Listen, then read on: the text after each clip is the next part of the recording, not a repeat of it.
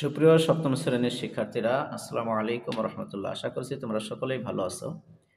এখন আমি তোমাদেরকে অনুশীলনী 1.1 এর 5 এবং 6 নম্বর অঙ্কটা করে দেখাবো। তোমরা ধৈর্য ধরে ভিডিওটি স্কিপ না করে দেখো এবং অঙ্কগুলো বোঝার চেষ্টা করো, তাহলে তোমাদের নিজেদেরই উপকার হবে। পরীক্ষায় আসার মতো অঙ্ক এগুলো। যারা নতুন, আশা করবো চ্যানেলটি সাবস্ক্রাইব করে দিবে এবং বেল আইকনটি বাজিয়ে দিবে, যাতে আমার ভিডিও প্রতিদিন 2টা করে ভিডিও আপলোড দেওয়া হবে, এই ভিডিওগুলো তোমাদের কাছে পৌঁছে যায়। দেখো, প্রথমে লিখছে 5 নাম্বার, 4639 থেকে কোন ক্ষুদ্রতম সংখ্যা বিয়োগ করলে বিয়োগফল একটি পূর্ণবর্গ সংখ্যা হবে। আমরা এই বিয়োগেরটা আগে করি, পরেরটা দিয়ে আছে যোগ করলে। তো আমরা বিয়োগেরটা আগে দেখি, যোগেরটা পরে দেখি।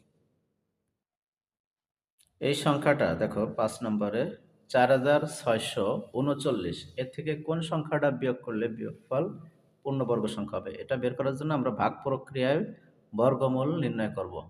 অবশিষ্ট যেটা থাকবে ওইটা বিয়োগ করলেই আমাদের সেই সংখ্যাটা পেয়ে যাব আমরা।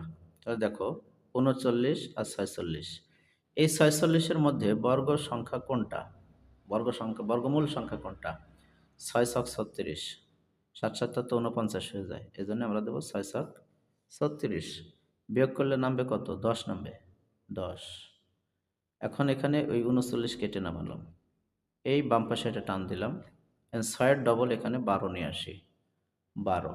তাহলে এখানে আসলো 1039, 1039। তাহলে এখানে আমরা 8 দিলাম, 8 8 64, 4 হাতে থাকবে আমার 2, না 6, 8 8 64, 4 হাতে থাকবে 6, 8 দুগুণে 16, 8 দুগুণে 16 আর হলো 6, কত হবে? 22, 22-এ 2 হাতে আমার থাকবে কত? 2। আবার 8 কে 8 আর 2, 10। এখন দেখো, আসলে এই সংখ্যাটা নেওয়ার নিয়ম হলো, যে সংখ্যাটা আমি নিছি, এই 6 ডবল 12 হওয়ার পরে 8 নিলাম, 8 দিয়েই আবার এই 128-কে গুণ করলাম, গুণ করার পরে 1024 হয়েছে। এভাবে সংখ্যাটা নিতে হয়, যেহেতু হয় কাছাকাছি হবে, না হয় সমান সমান হবে, বাড়তিটা নেওয়া যাবে না। তাই বিয়োগ করে দেখি এখন কত হয়? 5।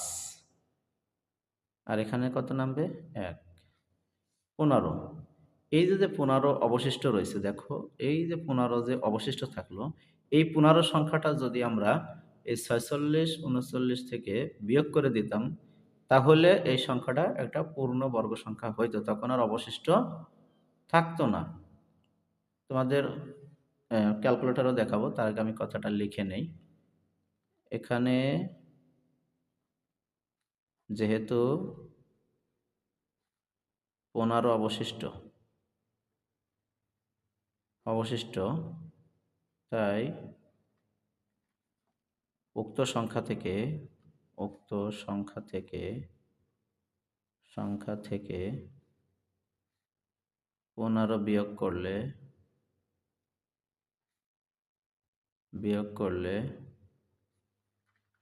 বিয়োগফল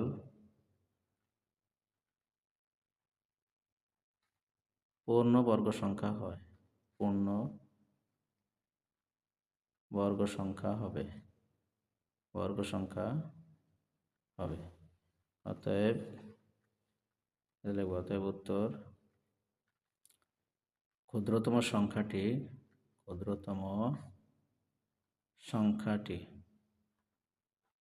15। এটা হলো নিয়ম।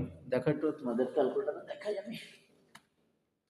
দেখো ক্যালকুলেটরে দেখো, বলা হয়েছে এই 46 39, আচ্ছা 4639 থেকে বিয়োগ করে দেবো 15।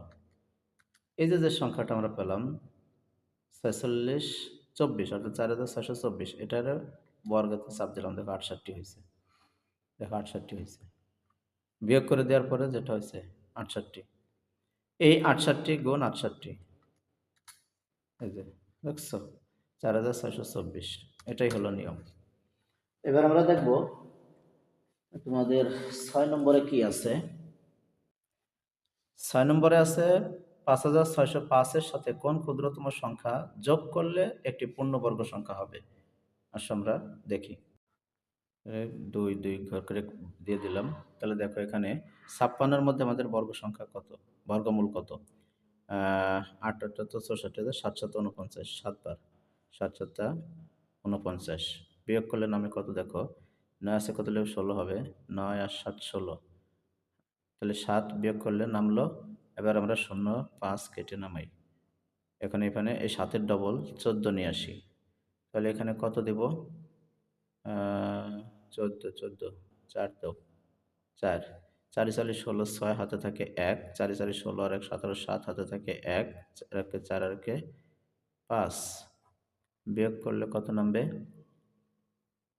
৬ সে কত হলে ১৫ হবে ৯ হাতে ১ ৭ আর একে ৮ ৮ হাতে কত হলে ১০ হবে ২ হলে হাতে আমার ১ ৬ আর ৫ আর একে ৬ ৬ আছে কত হলে ৭ হবে ১ হলে ১২৯ ১২৯ এই সংখ্যাটা তো অবশিষ্ট রয়ে গেছে। যেহেতু সংখ্যাটি বর্গমূল নির্ণয় করে ভাগশেষ আছে ১২৯, কাজেই এটি পূর্ণবর্গ সংখ্যা নয়। কোনো একটি ক্ষুদ্রতম সংখ্যা এর সাথে যোগ করা লাগবে। যেহেতু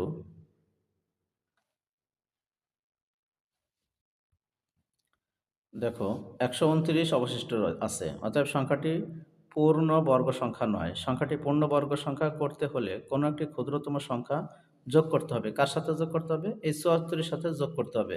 যোগ করে বর্গ করতে হবে। দেখো কি করা লাগে। এটা লিখব, তখন সংখ্যাটি হবে এই ৭৪ যোগ ১ সমান সমান ৭৫। অতএব এই ৭৫ গুণ হলো ৭৫ সমান সমান কত দাঁড়াবে?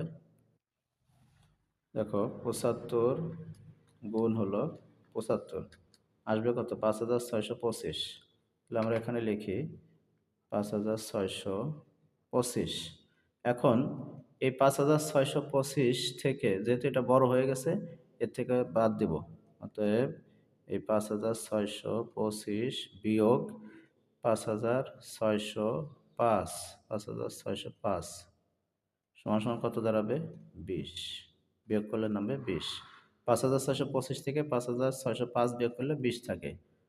অতএব অতএব নির্ণয় ক্ষুদ্রতম সংখ্যা ২০। এটাই উত্তর। আশা করছি তোমরা বুঝতে পারছো। তো এই ছিল আমাদের এই অধ্যায়ের আলোচনা। তোমরা অঙ্কগুলো ভালো করে দেখো। পরবর্তীতে আমি তোমাদেরকে কিছু ক্ষুদ্র এই অধ্যায় থেকে ছোট প্রশ্ন আসার মতো যেগুলো আছে সেগুলো দেখাবো। যেগুলো সৃজনশীল আসার মতো সেগুলো দেখাবো। তোমরা ধৈর্য ধরে আমার সঙ্গে থাকো। আসসালামু আলাইকুম।